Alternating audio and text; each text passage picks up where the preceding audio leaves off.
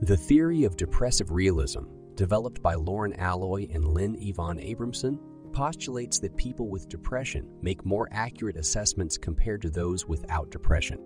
Despite common belief that depression skews perception towards negativity, recurring negative thoughts, harmful behaviors, and dysfunctional beliefs of the world, depressive realism purports that such negativity perhaps offers a more truthful outlook. Conversely, individuals without depression may have an overly positive bias. For instance, when participants were instructed to press a button and estimate their control over a bulb switching on, those with depression provided more accurate evaluations.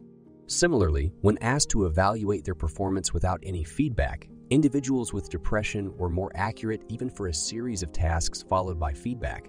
Individuals with depression were more likely to be accurate in their assessment.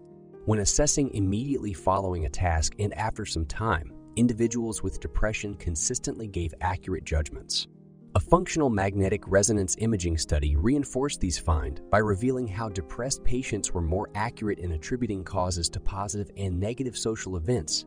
The effects were evident in their brain scans, which showed differential activation in certain regions when making self-serving attributions.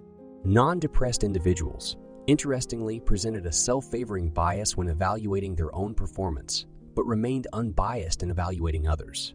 Individuals with depression, in contrast, stayed unbiased in self-evaluations, but displayed an overgenerous bias when assessing others. Analyzing optimistic thoughts of participants in public and private settings, non-depressed individuals expressed more optimism publicly than privately, while depressed individuals showed less optimism in public.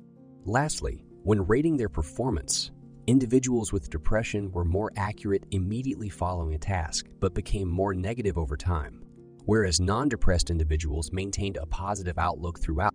Critics have contended that the evidence supporting depressive realism lacks persuasiveness primarily because of its doubtful authenticity, questionable diagnoses, and debatable real-world applicability. A notable argument concerns the fact that numerous studies depend on individuals self-reporting their depressive symptoms, an inherently biased approach, which casts doubt on the validity of the depression diagnoses. Another contention arises from the lack of real-world relevance in most studies, undermining the generalizability of the depressive realism hypothesis. Furthermore, suspicions loom that depressive realism may simply be a side effect of the subject's negative bias aligning with their environment.